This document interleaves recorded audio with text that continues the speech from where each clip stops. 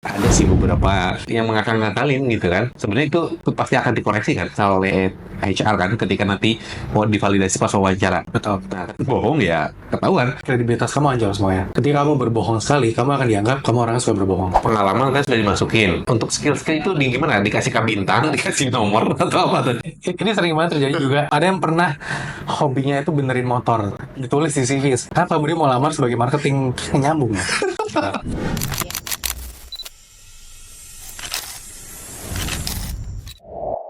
Halo Sobat Otka, ketemu lagi dengan saya Kang Man di podcast Cerita Otka. Hari ini saya kedatangan Mas Hanif. Halo Mas Hanif. Halo Mas Kaman. Oke, thank you Mas Hanif sudah join. Kita akan membahas nih, kan banyak banget yang bikin CV itu ratusan, bahkan ngelamar kemanapun banyak yang ditolak. Masuk pengalaman juga saya dulu mungkin ya sama, banyak yang ditolak. Tapi Mas Hanif juga dulu pernah ditolak ya? Oh iya, Ratusan kali, sampai berapa? ratusan. Ratusan. Oke, itu awalnya gimana? Bisa awalnya ditolak itu dari waktu kuliah atau waktu baru lulus? Jadi waktu saya kuliah kan, saya rasa semester 3, semester 4. Terus habis itu saya mulai cari magang dari semester 3, ngelamar ke sana sini. Saya akuin perusahaan saya minim waktu itu. Saya nggak berpengalaman, organisasi ada 2 waktu itu. Saya pernah bikin bisnis juga saat itu, dan itu doang pengalaman saya punya. Itu IPK saya juga nggak terlalu bagus-bagus banget gitu. Tapi universitas saya akuin emang top 10, nggak yang terbaik, tapi top 10 setidaknya gitu kan. Skill, mana topnya nih? Ada yang IPS ya? IPS. Gitu. Jadi saya mulai ngelamar, terutama di LinkedIn. So, lama-lama soalnya semua pekerjaan LinkedIn itu ya biasanya bagus-bagus LinkedIn gitu, rata-rata gitu. Perusahaan-perusahaan ternama, startup terbaru biasanya di sana semua. Saya ngelamar di sana, pertama mungkin sekitar 40-50 lowongan, kalau semua gitu. Saya nunggu 2 minggu. Ada yang kadang baru sehari itu udah ditolak. Itu biasanya auto reject. Iya. Saya nggak lolos itunya. Habis itu saya mulai lamar-lamar yang lain. Saya cari apa sih job board kalian itu ada apa sih? Ternyata ada Glint, ada Jobstreet, ada segala macam. Oke, saya coba ngelamar sana juga, tolak juga gitu. Waduh.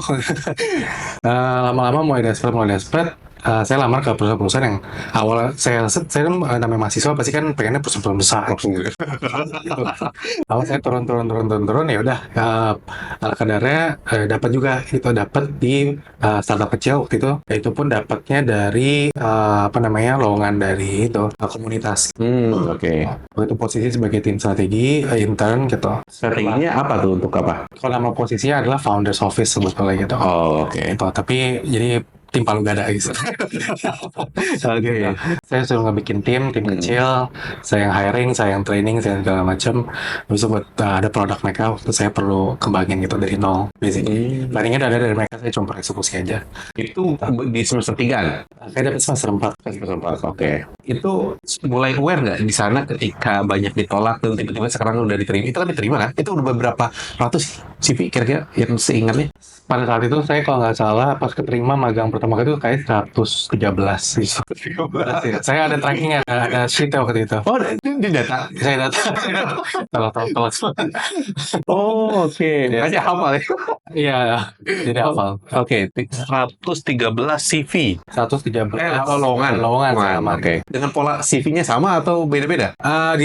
Mungkin di sekitar 30-40 lowongan pertama saya CV-nya CV yang jam-jam SMA gitu.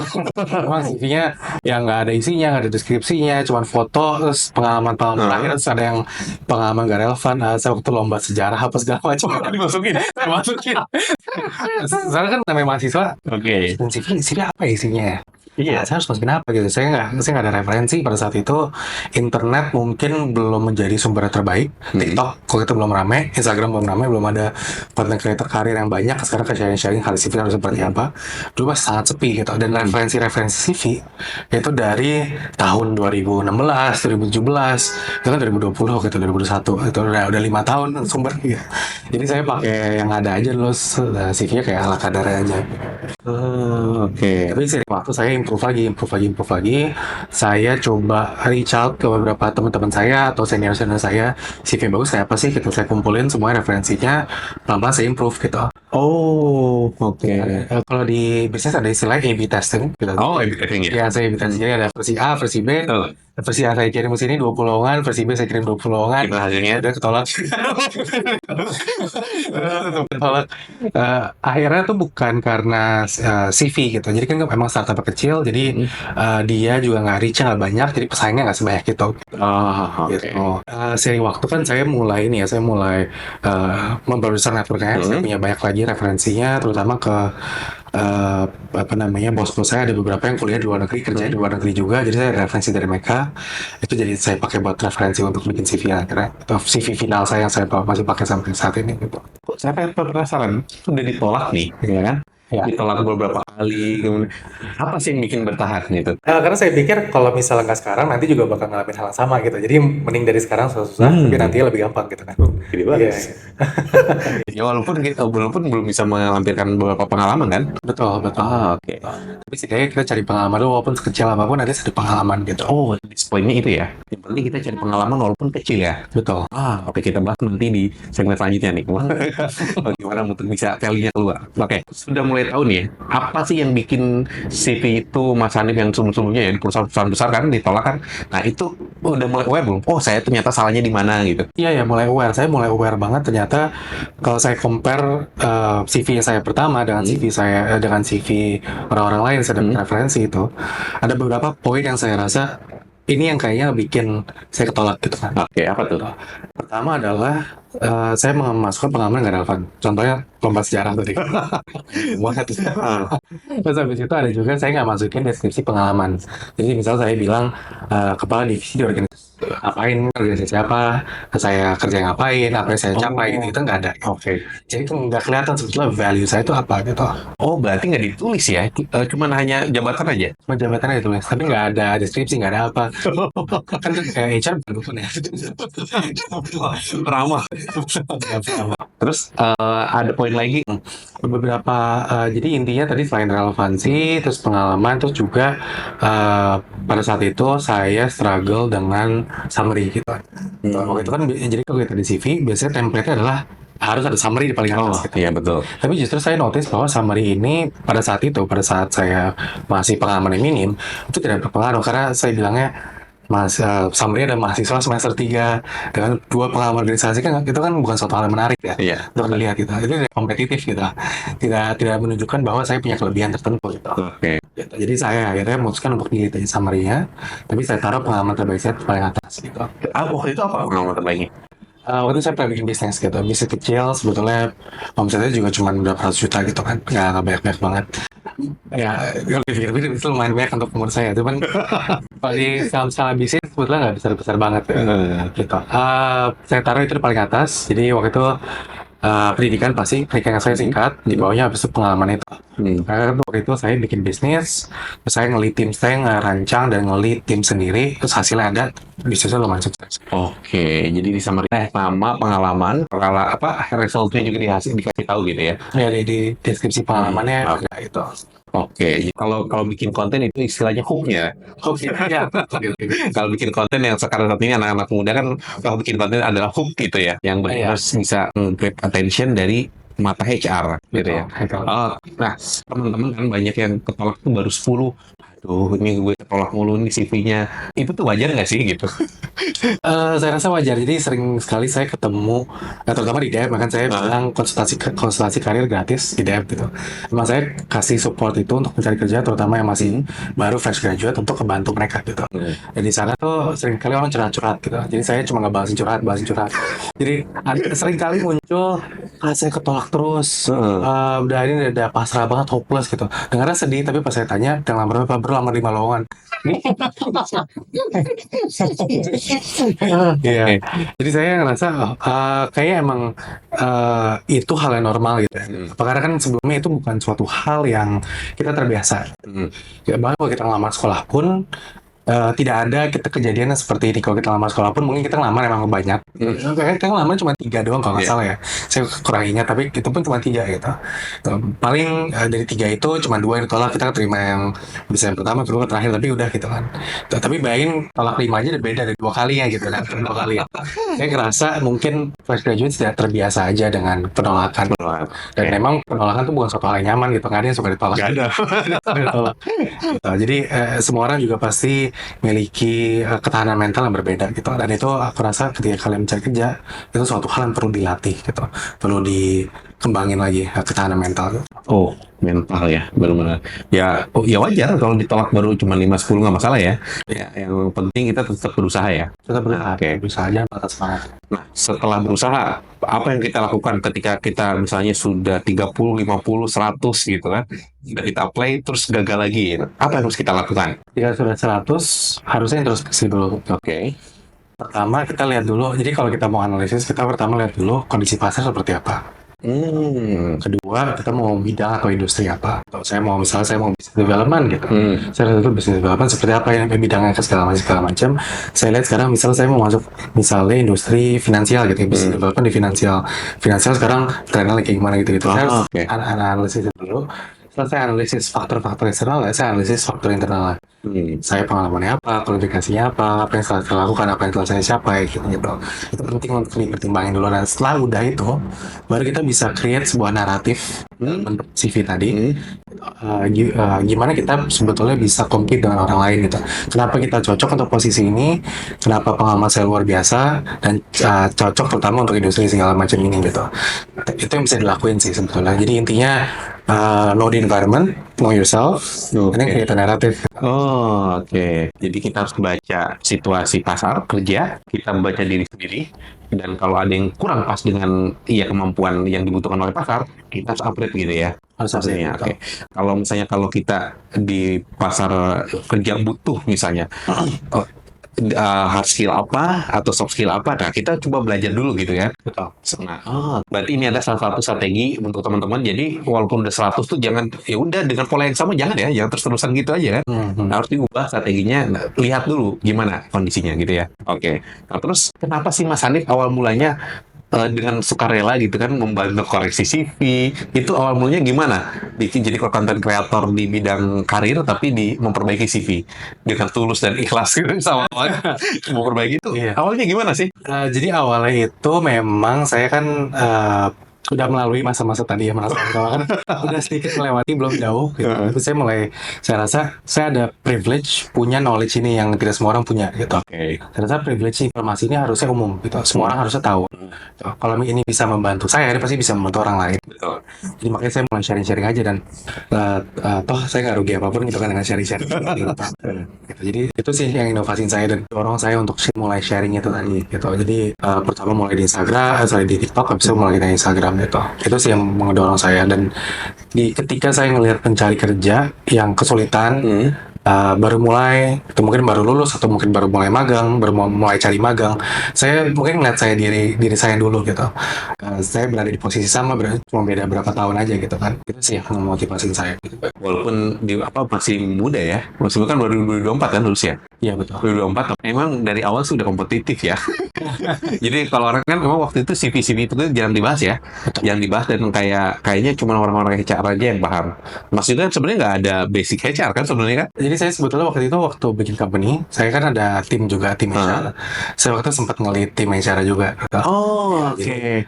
Namanya bikin company baru awal pasti palu gada. Gitu. Oh, Lompatin. itu dapat pengalaman itu deh. Dapat pengalaman, dapat insight juga dari mereka gitu. Saya incorporate gitu. Terus juga saya kan juga pas saya mencari kerja, sebetulnya ada beberapa hal lain yang saya lakukan. Bukan cuma improve diri dan CV, tapi saya juga networking dengan HR top startup, top BUMN, FMCG segala macam. Saya kumpulin insight-insightnya dari mereka, best practice-nya harusnya seperti apa.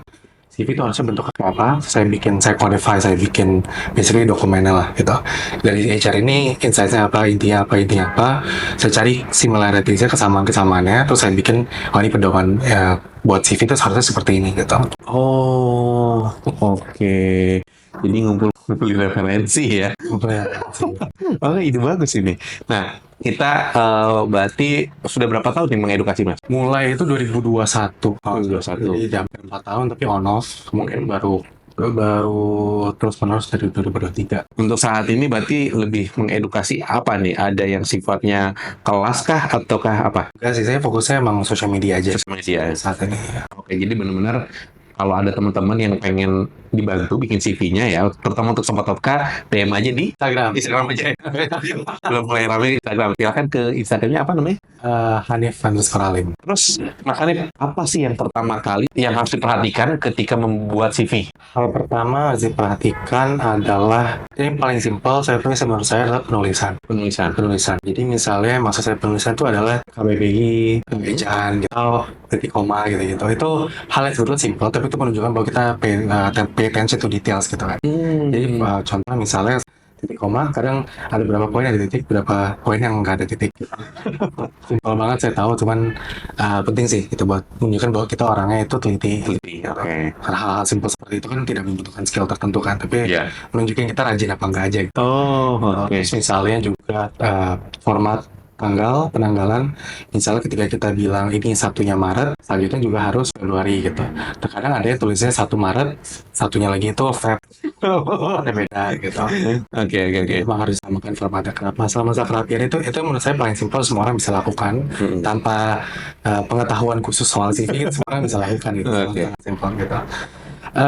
Kemudian mungkin juga kalau cara membuat CV lebih bagus itu pasti intinya itu adalah si pengalamannya tadi gitu, baik organisasi maupun pengalaman kerja atau bikin bisnis itu juga bisa. Adalah deskripsinya, kita harus mendeskripsikan misalnya tugas kita apa, kemudian kita menjelaskan tools dan metode yang kita pakai, terakhir kita tuliskan quantitative impact atau kuantitatif dalam bentuk nomor gitu kan. Oke. Itu yang intinya tuh harus ada, dan itu masih sering ketika saya review, saya kan review sekitar 300-400 CV sebulan kan gitu. Lumayan banyak. Banyak. Saya review dan membuatkan CV 300-400 CV dari level paling junior sampai level paling senior. Oke. Dan terkadang even level senior pun itu masih suka lupa gitu. Apa sih yang lupanya? Lupa mungkin deskripsinya nggak dimasukkan gitu. Job deskripsi. Deskripsinya tadi kan misalnya tugas, tools dan metode, impact, kuantitatifnya itu tidak dimasukkan. Jadi cuma jabatan dari tahun 98 gitu sampai sekarang itu nggak dimasukkan gitu. Gitu. Terus kenapa? Katanya belum ada waktu, ya wajar, pasti sibuk mungkin ya. Gitu. Jadi, bahkan yang itu pun yang senior pun juga mengalami permasalahan seperti itu. Berarti kalau kita lihat Mas, saya penasaran masalah ini ya Pak, yang orang-orang yang dibantu untuk koreksi CV ya, itu kalau dikategorikan lebih banyak fresh graduate, ataukah profesional, ataukah usia berapa lah gitu? Paling banyak tuh mungkin sekitar usia 20 sampai 26, paling banyak sih itu. Distribusi paling banyak. Berarti antara lulusan S1 sampai ya mulai kerja, tapi dia terus belum dapat kerja lagi gitu ya? Ya mungkin tahun ketiga, tahun keempat kuliah, sampai biasanya 3 tahun pengalaman, 4 tahun pengalaman tuh masih sering ke saya gitu. Oke. Rata-rata banyaknya kesalahan di apa tuh? Poin kesalahan utamanya adalah tidak menyesuaikan CV-nya gitu. Jadi misalnya saya misalnya tadi kan ngelamar ke strategi gitu. Nah, masih ada pengalaman lomba sejarah. Contohnya kayak gitu. Oke. Itu masih sering terjadi. Kemudian juga, misal saya mau lamar marketing, tapi saya masukin juga pengalaman finance, pengalaman supply chain, itu kan pernah nyambung. Atau saya mau jadi sales, business development, tapi saya masukin pengalaman barista gitu. Jadi agak jauh, bisa dihubungin sebetulnya, cuman agak jauh aja gitu. Dan kemudian saran yang bisa saya kasih ke fresh graduate dan lain sebagainya, ketika kamu pengalaman masih minim, masih belum banyak, itu bukan diurutin secara kronologis. Kalian biasanya adalah urutkan secara kronologis gitu. Sekian. Gitu. Tapi kadang kalau buat fresh graduate, kalau diurutkan secara kronologis justru naratifnya nggak jelas gitu. Naratifnya justru kamu kelihatannya seperti masih mencoba-coba, karena emang iya faktanya masih mencoba gitu. Tapi kan itu nggak bagus kalau misalnya kita tunjukin ke HR kalau kesannya ketika kita mau lama kerja ini, dia masih coba-coba doang nih perusahaan ini, sampai gue kasih opportunity gitu kan. Kesempatan bekerja sini, nanti dia cuma coba-coba 3 bulan cabut. Gitu. Lebih bagus diurutkan secara relevansinya. Jadi misalnya pengalaman yang paling mirip misalnya, bahkan kalau bisa pengalaman dari 1 tahun lalu gitu. Saya dia melamar finance, masukin finance aja. Kalau misalnya pengalaman belum banyak, boleh masukin barista tapi agak di bawah nih. Walaupun barista itu pengalaman terbarunya misalnya. Jadi bukan berdasarkan kronologis tapi relevansi, apa yang paling relevan dengan posisinya di lapangan. Berarti itu di posisinya yang paling pertama ya, sangat relevan ya. Betul. Oke, saya lulusan sastra Arab.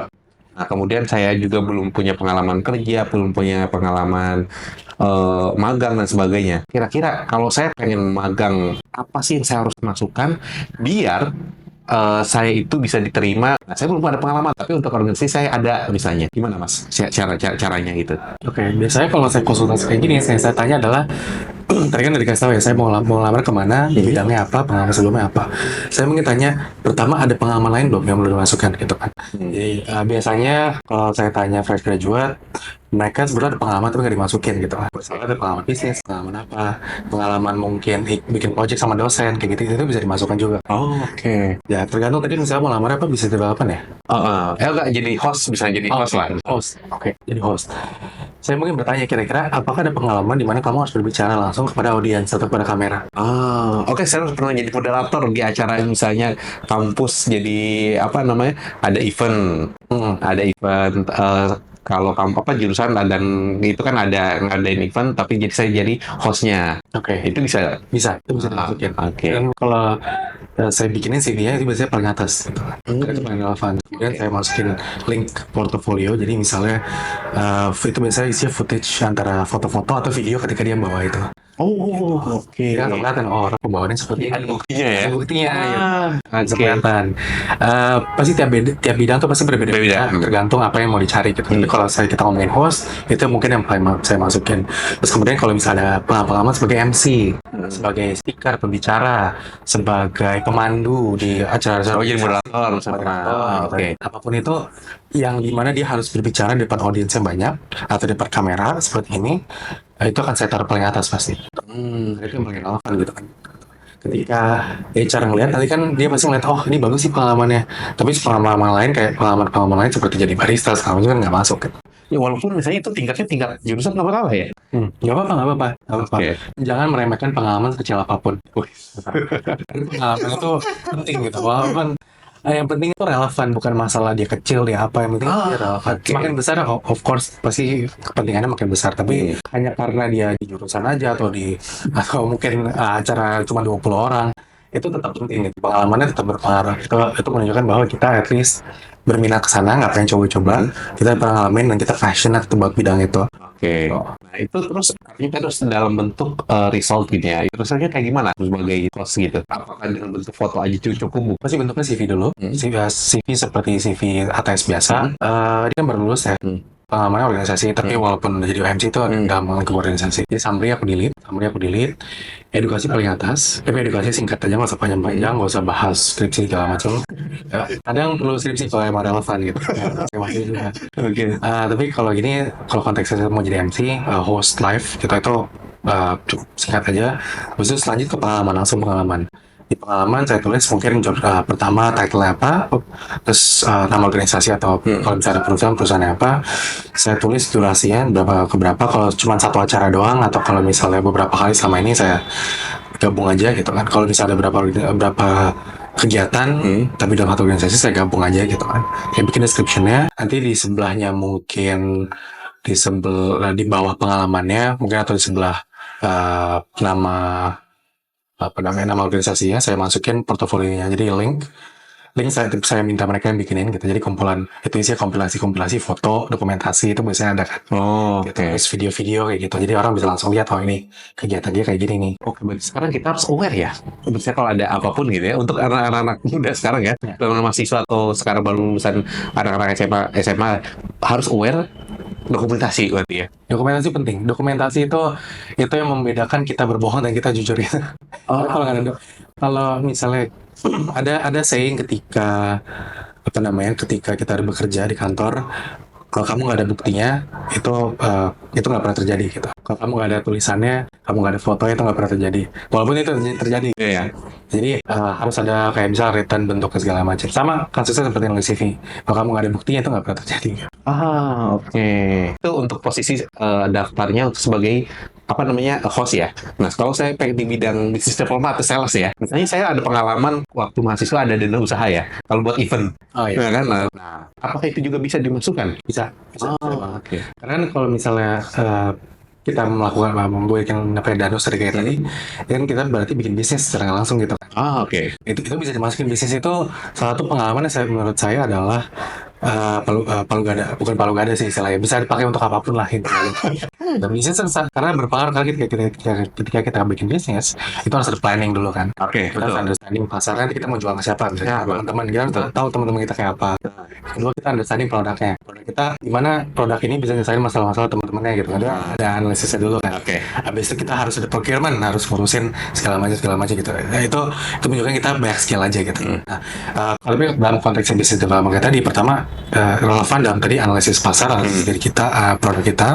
Kemudian itu juga ketika kita lakukan itu, kita harus menjual langsung. Ya, betul. Kita harus bikin marketing materialnya misalnya gitu. Betul. Poster lah, expander lah, apapun itu. Kita harus tentuin lokasinya juga. Kemudian kita juga harus selling gitu. Misalnya sellingnya, misalnya kita nggak cuma jualan botol sosro, misalnya jualan Coca-Cola juga, jualan Pepsi juga, segala macam gitu-gitu. Kita harus bisa cross sell, upsell gitu kan. Oke. Ketika aku jualan sosro, aku juga jualan Pepsi gitu. Kalau kamu beli Pepsi, sosro sama Pepsi sama Coca-Cola, kamu udah diskon 20% deh gitu. Oke. Kan itu sales skill juga kan gitu. Gak bisa convince orang gitu.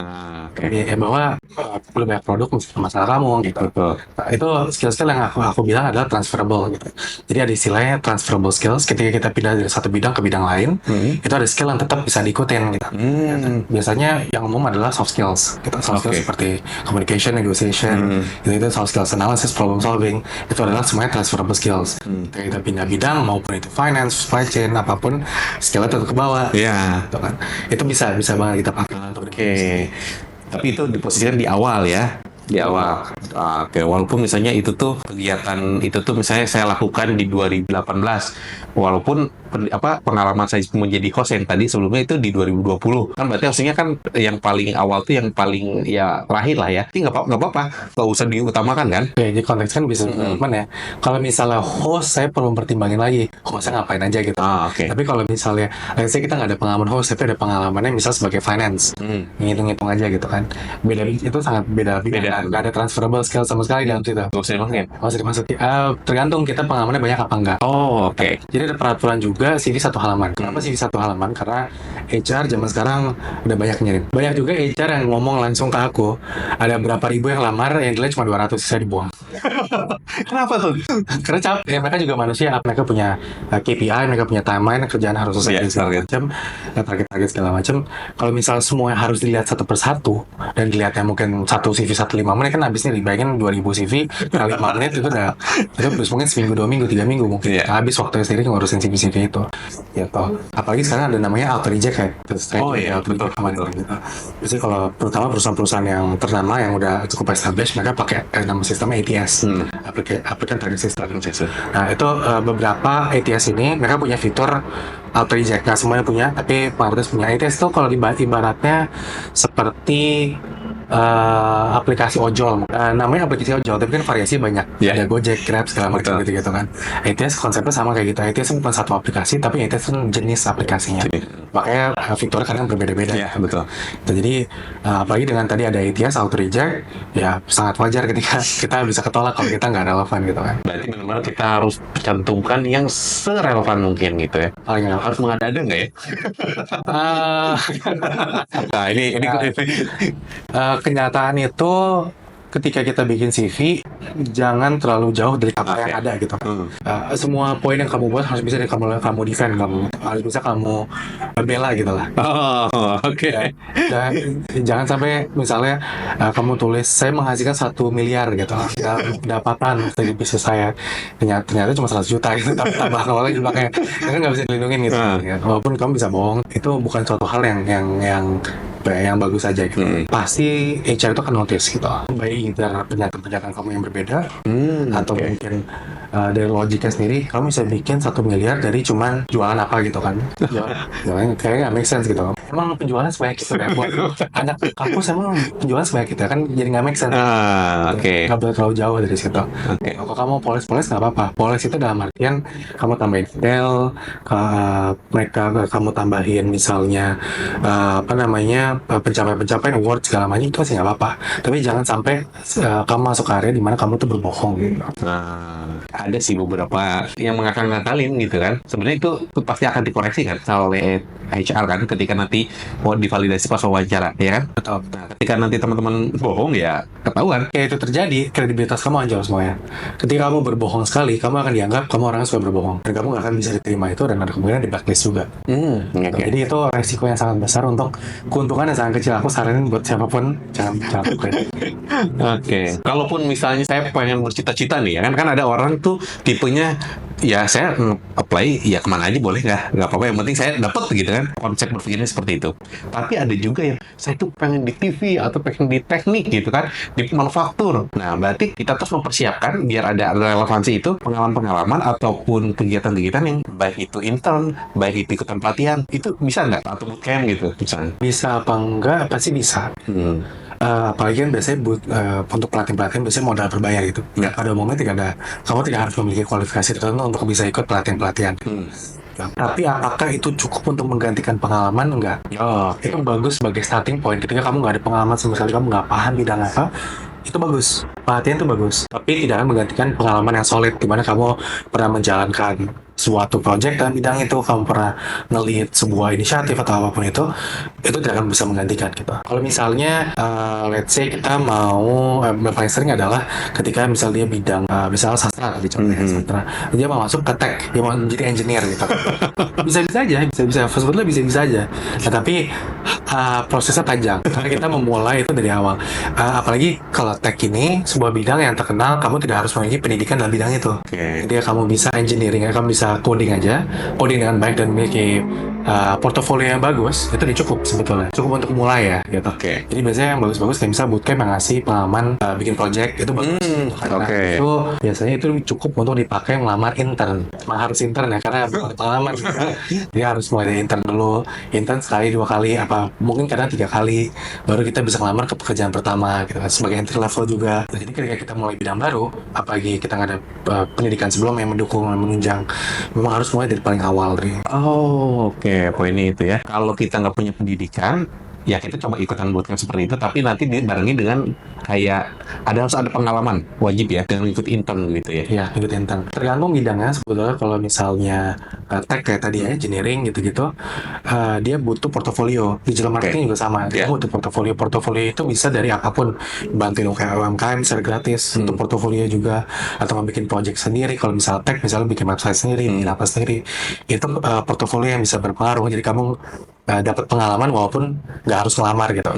Itu bisa juga. Bidang-bidang lain mungkin berbeda, tapi tech dan engineering dan digital marketing memang harus seperti itu. Benar-benar ada portofolio yang benar bisa kita buktikan ya nantinya.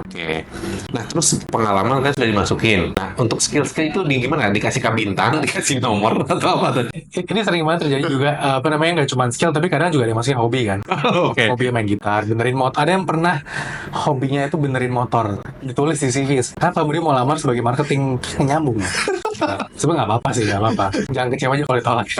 Nggak apa-apa sih sebetulnya. Ketika kita menulis skill, itu lebih baik tidak ditulis dengan bintang, dengan atau bar atau chart gitu-gitu. Sebetulnya itu tidak menunjukkan skill kita dengan baik. Apakah kalau misalnya bintang tadi ya, bintang 5 gitu, leadership bintang 5, apakah berarti kita bisa memimpin sebuah perusahaan dengan 500 karyawan? Enggak juga. Nah, bintangnya penuh apakah itu? Enggak. Lebih bagus adalah ketika aku rekomendasi biasanya ke yang berkonsultasi ke aku, kamu jangan bikin section skill, tapi skill-skill yang kamu punya itu kamu masukin ke dalam pengalaman dan kamu bikin kontekstual. Misalnya leadership gitu, kasih konteks di mana kamu nge-lead tim atau nge-lead organisasi gitu. Jadi misalnya, saya waktu itu pernah nge-lead organisasi misalnya HIMA, himpunan mahasiswa gitu kan. Nge-lead organisasi sebesar 200 anggota untuk melakukan berbagai inisiatif seperti ini dan ini, nge-achieve target berapa persen, terus mengimpact membantu berapa ratus orang atau berapa ribu orang kayak gitu kan. Itu menunjukkan bahwa tidak hanya kamu pernah nge-lead orang, tapi kamu sukses nge-leadnya untuk memberikan impact dan atau mencapai tujuan awal yang di-set oleh organisasi itu. Nggak perlu membuat section di bagian skill doang ya. Sebenarnya cukup di mencantumkan pengalaman karir atau pengalaman lah di pengalaman, tapi dibuatkan poin-poin yang mana HR itu notice bahwa kamu tuh punya skill kayak misalnya problem solving kah, atau punya kepemimpinan kah, dan apa hasilnya, gitu kan ya, dan apa impactnya gitu kan. Betul. Oh, Atau kalau oke. umumnya mungkin sales gitu kan. Sales kan kayaknya lebih universal gitu. Iya, oke. Semua orang lebih mudah memahami contoh sales. Jadi misalnya daripada kita bilang kita bagus dalam negotiation, dalam communication, kita bilang aja saya pernah meng-convert leads ya, dengan conversion rate misalnya 40% dari itu kan cukup besar banget, gede banget. Kalau kecil lah, misalnya 2% lah. Oh, 2% oke. Dulu kan bisa 2%. Dari 100 leads yang ada, 100 calon pelanggan yang ada, dua orang akhirnya jadi pelanggan. Dengan misalnya nilai transaksi satu transaksi misalnya 10 juta gitu. Sama satu tahun bekerja ada misalnya total salesnya 1,5 M gitu. Itu menunjukkan bahwa kamu jago loh sales gitu. Kalau misalnya satu transaksi 10 juta berarti kalau dan sama setahun 1,5 M berarti kan berapa bisa hitung sendiri. Signifikan ya gitu. Kayaknya ada resultnya. Jadi makanya ketika kita nulis CV harus ada 3 komponen tadi yang saya bilang di awal. Harus ada tugasnya apa. Misalnya tugasnya adalah menjual produk gitu. Itu kasar ya. Sebetulnya bisa dibuat lebih bagus lagi gitu lah. Tapi misalnya kalau selling upselling sehingga bisa ngejual ke 1.000 pelanggan dalam 1 tahun sebanyak dengan nilai transaksi 1,5 M gitu kan. Itu bagus loh. Karena kan nunjukin kamu misal lo jadi sales, kamu kompeten, kamu ada hasilnya. Itu hasilnya bisa dibuktikan juga. Nah, itu gimana? Apa aja harus dicantumkan? Apakah nama lengkap, orang tua, dan sebagainya? Ya sering sekali teman-teman tuh masukin nama, agama lah, suku, tinggi badan, berat badan, terus masukin foto juga. Fotonya foto wisuda sih, yang proper. Sebetulnya kita cuma perlu masukin 3 hal aja. Nomor telepon, email, sama LinkedIn. 3 itu aja. Apa link? LinkedIn. LinkedIn itu udah zaman sekarang udah basic lah ya, harus semua orang harus punya LinkedIn. Gitu. Kemudian tergantung bidangnya apa. Kalau misalnya sebagai SPG kita mau jadi sebagai SPG berarti harus ada tinggi. Ya, itu kan biasanya persyaratan ya. Persyaratan harus memiliki tinggi tertentu. Gitu. Atau kalau misalnya teller bank gitu. Teller bank berarti harus ada tinggi tertentu. Itu harus dimasukkan berarti. Tapi di luar itu tidak harus dimasukkan gitu. Kadang kalau misalnya kita pengen di domisili tertentu, atau kalau misalnya perusahaannya mensyaratkan bahwa kita harus berada di domisili tertentu, kita masukin domisili juga. Domisili itu tidak perlu sampai ini ya, tidak perlu sampai alamat rumah gitu kan, jalan, RT, RW, biasanya kecamatan cukup. Kecamatan, provinsi itu udah cukup banget. Berarti 3 poin penting ya teman-teman untuk di awal itu cuman nama, nomor telepon, sama email, sama LinkedIn. Itu yang paling penting ya. Nama pasti juga itu. Terus abis itu berarti ke resume ya, ataupun hook ya kalau gitu ya. Hook. Tapi karir ataupun CV tiap orang tuh pasti berbeda-beda gitu. Cerita kita juga pasti berbeda-beda, kualifikasi kita pasti berbeda-beda. Jadi harus kita kemasnya dengan cara yang berbeda-beda juga gitu. Gak ada satu format yang persis sama. Ketika saya bikin CV, pasti CV itu pasti berbeda-beda. Cara bentuk lah segala macam, karena tergantung kamu lamar di bidang apa, pengalaman kamu berapa tahun, segala macam itu semua jadi pertimbangan. Gitu. Jadi sebetulnya kalau kita setelah profil tadi, terkadang kalau kita mungkin udah di atas beberapa orang ada yang di atas 5 tahun, 4 tahun, itu boleh masukin summary. Karena kan pasti pengalaman bervariasi. Gitu kan. Itu harus ada summary karena biar seorang HR bisa memahami gitu kan. Kita kualifikasi seperti apa dengan umum gitu. Terus ada dengan cepat gitu kan. Tapi kalau berbeda dengan ketika kita masih fresh graduate, kita masih let's say 2 magang baru 1 gitu. Saya rasa itu sudah bisa cukup dipahami dengan ngelihat 1 pengalaman tadi doang gitu. Pengalaman aja. Gitu. Jadi summary nggak perlu. Kalau di bawah, misalnya di bawah 3 tahun, di bawah 2 tahun, itu udah nggak perlu summary. Jadi tergantung kondisinya kayak tadi. Kemudian baru pendidikan. Tapi kalau pendidikannya relevan, misalnya tadi kita mau lamar misalnya ke engineering gitu, misalnya pembuatan app atau pembuatan website, tapi pengalaman kita sastra Arab gitu, nyambung gitu kan. Pendidikan saya taruh paling bawah biasanya. Ada pendidikan bawah menunjukkan bahwa kita S1 setidaknya. Tapi atau S1 atau D3, tapi kan tulisnya paling bawah aja karena itu nggak relevan. Karena ada persyaratan administratif juga, kandidat ini harus memiliki S1 gitu. Benar. Itu buat menunjukkan bahwa kita at least memenuhi. Tapi itu kalau S1-nya sarjana aja berarti, nggak usah sastra Arabnya gitu, atau gimana? Tulisnya misalnya sarjana sastra Arab gitu. Bisa orang udah tahu. Kalau bahasa Inggris, kalau bahasa Indonesia kan sarjana, bahasa Inggrisnya bachelor. Kemudian kalau misalnya pengalaman pendidikan relevan, baru itu ditaruh di bawah. Di bawah itu tadi. Nah setelah pendidikan ini baru pengalaman. Oke. Gitu pengalamannya. Seperti tadi formatnya biasanya posisi dulu, terus perusahaannya, habis itu ada di kanan ada durasi. Jangan lupa formatnya sama. Kalau formatnya 3 huruf, web, HPR, MAR gitu kan. Tadi formatnya harus kayak gitu. Semua yang di semua Konsisten lah ya. konsisten. Formatnya harus konsisten. Kemudian di bawahnya baru tulisin job description. Oke. Gitu. Cara menulis job description juga ada seni ya sebenarnya. Gimana tuh seninya nih? Ya, tergantung udah berapa tahun kerja di situ. Oke, kalau misal dia punya 5 tahun senior biasanya, poin pertama adalah poin yang merangkum sebetulnya dia ngapain aja di situ. Oke. Nah, baru di poin kedua, poin ketiga, poin keempat tuh ngejabarin project-projectnya, inisiatifnya, inisiatifnya segala macam. Kalau dia masih fresh graduate, misalnya atau baru 4 bulan deh kerja di sini gitu kan, baru 3 bulan, berarti tulis saja dia ngapain gitu kan. Karena emang baru sedikit gitu kan juga. Jadi tulis apa adanya, semuanya ditulis. Jadi tergantung konteks cara penulisan CV itu pasti berbeda-beda. Rumusnya apa yang ditulis, bagaimana nulisnya itu pasti berbeda-beda. Gitu. Isinya pun misalnya metode atau skill metode atau tools yang dimasukin pun itu tergantung nanti dia mau lamar apa. Kalau misalnya nanti ada juga sering saya kemarin waktu itu bikinin CV untuk VP di bank internasional ternama. Dia waktu itu di project management, tapi dia mau pindah full ke tech.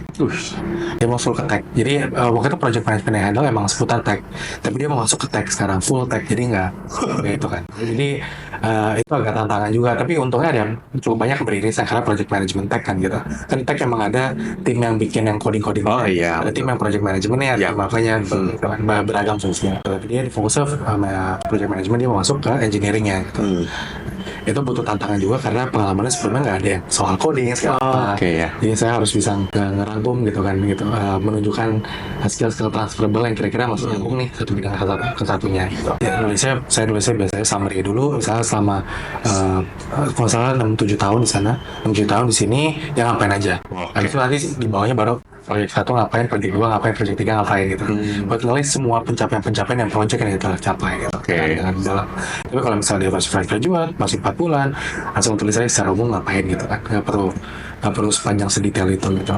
Kecuali kalau dia diberikan misalnya kayak tugas, ada tugas apa yang benar-benar tapi spesifik gitu ya, misalnya benar bisa pencapaian, misalnya harus mengadakan event atau apa, nah itu bisa jadi dicantumkan kan ya pencapaian karena. Nah, terus apa lagi setelah apa namanya pengalaman, apa lagi di bawahnya lagi? Setelah pengalaman biasanya pelatihan atau sertifikasi kalau ada ya, tapi nggak semua orang kan bisa ada. Gitu. Saya sebetulnya ada pembobotannya, ada pembobotannya sendiri. Apa yang kira-kira harus dimasukin terlebih dahulu? Kayak misalnya kita mau lamar ke finance kan luas ya. Ada finance yang admin yang bisa bikin laporan tribulan, laporan quarter, laporan bulanan, laporan tahunan, atau laporan setengah tahun. Ada juga finance yang masuknya ke investment, venture capital segala macam, investment banking. Ketika kita bikin misalnya untuk admin kayak tadi, sertifikasinya mungkin nggak cukup kan, bisa brevet AB gitu. Brevet AB karena itu persyaratan administratif terus di bawah. Tapi kalau misalnya kita masuk ke investment banking, kita masuk ke venture capital, biasanya itu ada CFA, Certified Financial Analyst kalau nggak salah. If I'm wrong ya. Certified Financial Analyst itu ibaratnya kayak sertifikasi terbaik, golden standard lah. Ketika kita mau masuk ke finance, kalau kita udah punya itu, kita bisa dianggap expert. Karena emang prosesnya panjang, bertahun-tahun itu prosesnya gitu kan. Jadi kalau misalnya ada sertifikasi itu, dan sertifikasi kan ada level CFA 1, 2, 3. Kalau misalnya CFA lulus 3-3-nya, itu harus taruh paling atas. Harus taruh paling atas. Sebenarnya tidak ada pola pasti ya, cuman memang dilihat relevansinya. Ada yang relevansi semakin semakin diutamakan lah gitu ya informasinya. Jadi ketika kita bikin CV, kita harus understand industri kita juga. Kalau misalnya di CFA konteksnya di industri ini ada yang namanya CFA ini paling penting segala macam, dia sangat berpengaruh gitu kan. Jadi harus taruh paling atas. Apalagi CFA kan tulisnya singkat gitu. Dia cuma tulis CFA level 3 segala macam, lulus tahun berapa. Itu jadi hook yang bagus sebetulnya. Ini karena nggak semua orang punya CV itu harga mahal, latihan lama, juga tesnya sulit banget, sangat sulit gitu. Kalau bisa lolos menunjukkan bahwa kamu emang the best of the best gitu. Tapi tiap industri pasti berbeda-beda, tiap bidang pasti berbeda-beda gitu. Jadi harus dikaji tiap berdasarkan posisi dan industrinya juga gitu. Ini yang sebetulnya kadang challenge gitu. Apalagi saya kan mungkin nggak punya domain expertise gitu, nggak Oke. punya, terkadang nggak mendalami di bidang-bidang ini gitu. Jadi biasanya saya itu harus konsultasi dulu ke orang-orang yang memang udah expert di sini. Oke. Kita tanya, ini biasanya gimana sih di industri itu, kayak apa? Jadi nanya beberapa orang yang mungkin udah berapa tahun gitu yang cukup expert di bidangnya, saya harus tanya gitu. Jadi sebetulnya intinya adalah ketika kita nulis CV nggak ada format yang fix. Konsultasilah ke senior kamu, konsultasilah ke siapapun expert yang kamu kenal, dan minta tolong ke mereka gitu, kasih tahu apa sih yang harusnya lebih bagus, apa yang harus diprioritasin buat ditaruh di situ gitu. Jadi CV itu sangat fluid gitu. Jadi nggak ada format fix harus seperti apa. Gak ada baku ya. Jangan percaya kalau HR bilang CV kamu harus seperti ini gitu. Jangan percaya, HR tidak menentukan kamu keterima apa. User yang menentukan. Oke. Nah, itu jadi yang paling penting adalah teman-teman relevansi ya. Yang penting kan relevansi dan jangan bertele-tele dan jangan desainnya pakai desain apapun, jangan ya. Yang penting sebenarnya simpel ya. Iya, betul. Yang penting informasi ya. Soalnya kan juga kalau talent acquisition kita kan ada stakeholder yang harus gitu. Betul. Biasanya kan ketika kita bikin lowongan, itu biasanya ada seseorang dari dalam perusahaan yang request. Betul. Saya jadi pegawai seperti ini nih. Kalau kita kasih yang zong, kan nanti diomelin kita. Iya, betul. Istilahnya diomelin juga gitu. Ya, kenapa lo kasih yang zong ini banget segala macam? Dia ternyata bohong lah pengalaman. Ya kita diomelin. Iya, betul. Tadi kredibilitas kita malah turun gitu. Betul. Nah, HR harus selektif juga gitu. Jadi ya bantulah HR kamu untuk lebih memahami gitu apa yang sebetulnya kamu lakuin gitu. Oke. Template itu yang penting, template yang bagus adalah template yang simple, clear, gampang dibaca, fontnya enak. Jangan sampai fontnya bikin kerucut mata, sakit untuk matanya kan, jadi malas bacanya. Benar. Gitu. Yang penting CV yang template yang bagus adalah yang gampang dibaca oleh orang aja gitu. Sama mungkin kalau untuk sekarang kan banyak yang dulu juga pakai itu formatnya PNG atau JPG ya. Ya. Nah, kalau untuk sekarang kan banyak yang menggunakan aplikasi atau SCD ya. Ya. Nah, harus hati ya, jangan sampai foto. Betul. Karena ATS nggak bisa baca. Iya, nggak bisa. Nggak bisa baca. Harus PDF kan bentuknya. PDF. Nah, itu pastikan teman-teman jangan bentuknya itu image ya. Mas Hanif waktu itu pernah bilang bahwa bikin CV itu bukan hanya isinya sebenarnya, tapi gimana caranya kita menjual diri gitu kan. Nah, itu gimana maksudnya, Mas? Jadi kalau kita nulis CV itu bukan tentang oke kita tulis pengalaman, pendidikan semuanya lengkapin gitu kan. Tapi seperti kita diskusikan tadi tentang gimana cara kita nge-branding diri kita. Oh iya. Gimana cara kita menunjukkan bahwa gue kandidat terbaik loh buat posisi ini gitu. Basically kayak gitu. Oke. Cara ngejualnya pasti caranya berbeda-beda gitu. Tapi seperti tadi aku jelasin kayak kita harus understand dulu sekarang di perusahaan lagi seperti apa, industri seperti apa, dia butuh orang yang kayak apa, terus gimana kita bisa slip in gitu. Nah, kita bisa bikin naratif dari sana lah gitu. Oke. Itulah. Soalnya kadang ketika kita fresh graduate, terutama ngelamar kerja, itu dia yang penting udah gue bikin satu CV aja, gue lamar semua gitu. Tapi nggak ada naratifnya gitu, nggak ada aku tuh sebagai apa, yaudah. Kadang lamar 20 kerja yang ditolak gitu, ngapain saya perlu bikin satu CV khusus untuk lowongan ini gitu kan. Jadi ketika saya bilang itu bukan masalah ngejual diri of course gitu, tapi tentang gimana kita nge-branding gitu. Dan kita nge-branding diri kita. For example ketika kita melamar ke sebuah posisi itu kita harus ngerti dulu sekarang perusahaan yang kita lagi lamar ini kondisinya lagi seperti apa, dia butuh orang kayak apa. Biasanya mereka juga cukup transparan kok. Mereka ngejelasin juga job description-nya seperti apa, requirement-nya harus seperti apa. Jadi misalnya kamu harus menguasai skill-skill tertentu, tools-tools tertentu, harus berapa tahun pengalaman gitu kan. Mereka cukup transparan gitu, mereka pengennya apa. Dan kita harus bisa memposisikan diri kita dengan informasi tadi, gimana kita bisa cocok, gimana kita bisa dianggap seperti kandidat yang sempurna gitu oleh recruiter yang akan lihat atau bahkan user yang lihat nanti. Bukan tentang yang sering terjadi dengan fresh graduate adalah yang penting gue termasukin pengalaman. Semua yang gue punya gue masukin dalam situ. Mau 3-4 halaman pun gue masukin semuanya gitu. Nggak masalah, yang penting ya udahlah. Gue nggak tahu juga apa yang perlu disortir, ya udah gue masukin aja gitu. Itu yang terjadi. Akhirnya banyak juga kan 2 halaman. Isinya kadang hal-hal yang tidak relevan. Jadi jadinya clutter aja gitu. Jadi noise, informasi yang tidak penting gitu. Akhirnya kan. Kayak kita diskusin tadi juga, Kang Man juga sebagai recruiter dia ngakuin kalau rata-rata recruiter tuh ngelihat 5-7 detik gitu. Nggak, kita udah capek dulu. Kerjaannya nggak cuma ngeliatin CV aja gitu. Yeah. Harus schedule interview, harus cek lagi ke user, bolak-balik, minta approval, segala macam. Belum lagi kalau misal HR tertentu di perusahaan tertentu, kalau posisinya itu kadang digabung, nggak cuma talent acquisition tapi payroll. Oh iya. Wah, udah pusing itu, payroll udah pusing banget, pajak segala macam gitu kan. Habis ada training juga, ada compliance, kita harus comply ke regulasi pemerintah. Ada beberapa perusahaan yang dia satu paket gitu. Iya, betul. Semuanya ada semua gitu. Jadi udah capek sendiri. Jadi kadang saya nggak heran ketika ada HR yang jutek karena mereka udah capek aja gitu. Gitu. Jadi apalagi dengan dengan kita lihat kalau kita lihat di sosmed kadang ada kandidat-kandidat yang mungkin belum familiar aja gitu ya dengan profesionalitas gitu. Jadi kadang kalau ngelamar ngirim lowongan gitu. Iya benar. Iya, gitu. Loker masih ada. Ada pernah saya. Pernah kejadian. Pernah saya ada. Teman-teman harus diingat kita tuh sini posisinya apalagi kalau masih fresh graduate, kamu posisi sebagai pemohon gitu. Kamu yang butuh, HR pasti juga butuh. Tapi kita harus paham value kita. Ketika kita fresh graduate, pengalaman belum banyak, kita itu sangat mudah digantikan. Gitu. Jangan salahkan semua karyawan tuh pasti bisa digantikan. Pasti semua orang karyawan pasti bisa digantikan.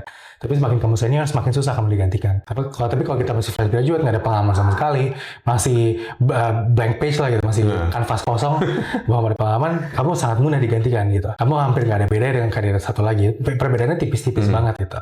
Jadi tipsnya buat teman-teman yang pengen ngelamar, apalagi lamar via WhatsApp, via email. Kalau email pasti formatnya beda lagi. Tapi kalau WhatsApp misalnya, selamat pagi, perkenalkan saya siapa. Saya ingin bertanya terkait informasi lowongan apa yang diposting pada ini gitu kan, kasih tahu. Jika masih ada, saya ingin melamar, berikut pengalaman saya gitu kan. Itu kasih summary aja, mungkin 1, 2, 3 baris. Jangan lupa dikasih jarak aja, satu paragraf gede ya. Nggak dibaca, pasti capek gitu bacanya. Jadi kasih jarak-jarak sedikit lah gitu. Misalnya 1-2 kalimat kasih jarak ke baris kosong gitu kan.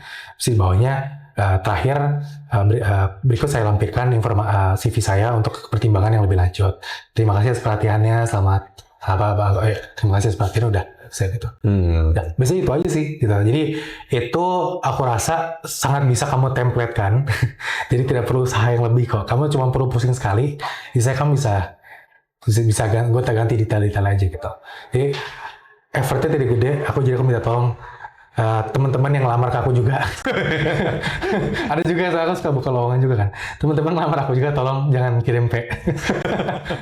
Jadi biar aku bisa tahu juga. Soalnya kan capek juga kalau misalnya aku harus nanya misalnya, iya masih ada nih lowongannya gitu. Habis itu dibahas lama nungguin, kan aku nggak bisa nungguin juga. Yang lamar ada kadang 200-300 juga, capek kan. Iya betul. Gitu. Jadi bantulah aku untuk membantu kamu gitu. Jadi gitu. Ini terakhir nih Mas Hanif.